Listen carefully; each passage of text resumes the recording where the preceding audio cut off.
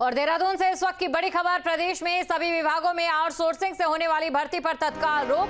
सरकारी पदों पर अब सिर्फ नियमित भर्ती होगी।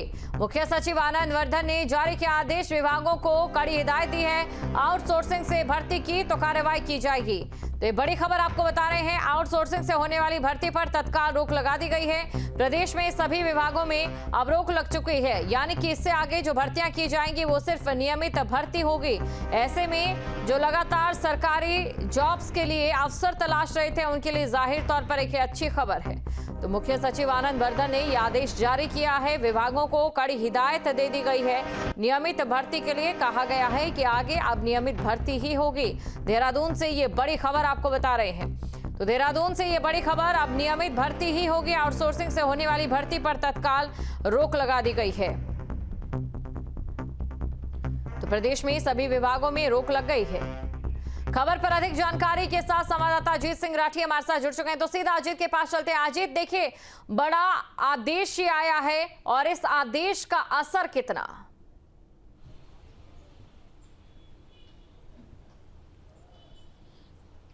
देखिए, आपने प्राय देखा होगा कि जो विभागों में आउटसोर्सिंग से कर्मचारी तैनात किए जाते हैं, नियुक्त किए जाते हैं, उनकी मुकदमेबाजी बहुत लंबी चलती है। फिर वो नियमित होने की मांग करने लगते हैं, फिर वो तमाम तरह की मांग करने लगते हैं।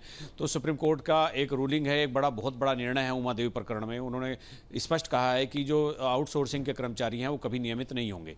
तो ऐसी एक परंपरा यहाँ पर शुरू हो गई है उपनल के माध्यम से, दूसरी एजेंसीज के माध्यम से, कि वो अपना चेहरा देखकर कर्मचारियों को भर्ती करते रहते हैं आउटसोर्सिंग से, और फिर वो जब लंबा समय और बड़ी संख्या हो जाती है तो फिर कॉम्प्लिकेशंस होने लगते हैं।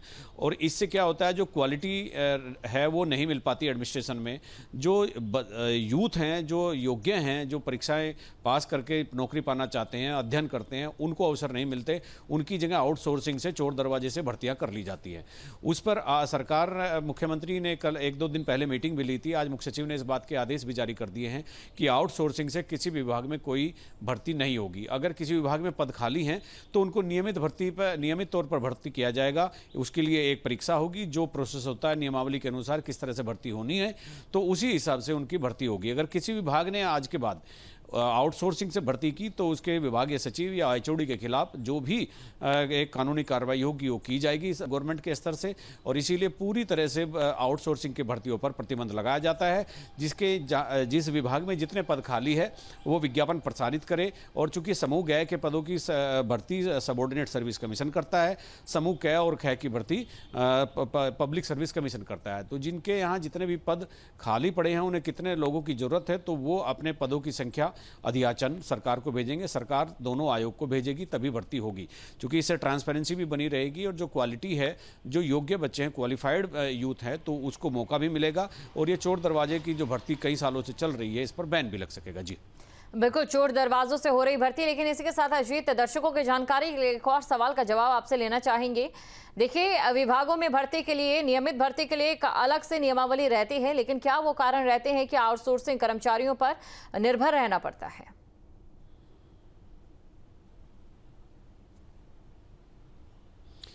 देखिए, यहाँ एक संस्था है उपनल, वो पूर्व सैनिकों की, यानी जो मिलिट्री और पैरामिलिट्री से रिटायर होकर आते हैं, उनके कल्याण के लिए बनी हुई है। उनको रोजगार देने के लिए बनी हुई है। लेकिन पूर्व सैनिकों या अर्धसैनिक बलों के जो रिटायर लोग हैं, उनको रोजगार देने के बजाय वहाँ पर पिक एंड चूज होने लगा। और ये तकरीबन पिछले 15 साल से चल रहा है। और 15-20 सालों में उपनल एक एजेंसी बन गई आउटसोर्सिंग की, और पूर्व सैनिकों के कल्याण से उसका कोई वास्ता नहीं रहा। इसी को लेकर के तमाम लिटिगेशन भी हाईकोर्ट से सुप्रीम कोर्ट तक पड़े हुए हैं कि इनको नियमित किया जाना है कि नहीं।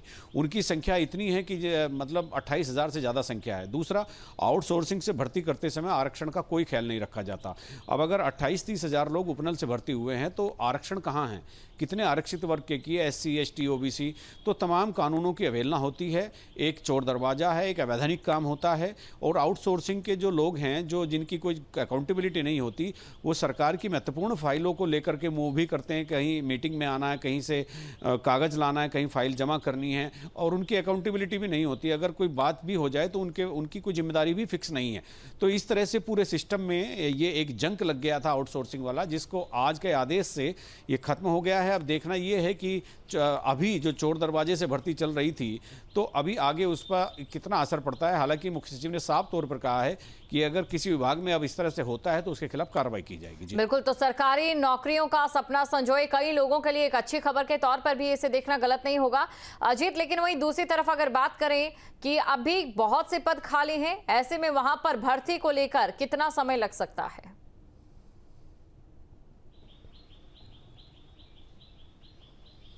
देखिए, अभी ये आदेश हुआ है चूंकि जिस पर हम अपने दर्शकों को बता रहे हैं कि सरकार का नया आदेश क्या है, उसका रिपरकशन क्या होगा, उसके इम्प्लीकेशंस क्या होंगे। तो अब इसके बाद जो विभागों में खाली पद पड़े हुए हैं तो उनकी काउंटिंग होगी, उनका एक अध्याचन बनेगा, एक प्रस्ताव बनेगा, वो फिर कार्मिक विभाग को भेजा जाएगा और कार्मिक विभाग से फिर वो जो दोनों जो आयोग है, सबऑर्डिनेट सर्विस कमीशन और पब्लिक सर्विस कमीशन, तो दोनों को भेजा जाएगा। तो अब चूंकि ये आज ही कल ही ये फैसला हुआ है, कल देर शाम, तो आज हम अपने दर्शकों को बता रहे हैं। तो अभी जो आगे की कार्रवाई है, विभागों को कहा है कि जितने आपके पद खाली पड़े हैं उनको आप तैयारी कर लीजिए और उनको बताइए कि कितनी आवश्यकता आपको कर्मचारियों की है, उसी हिसाब से अध्याचन भेजिए और हम कमीशन से परीक्षा कराएंगे। जी बिल्कुल, शुक्रिया तमाम जानकारी को दर्शकों तक पहुंचाने के लिए अजीत।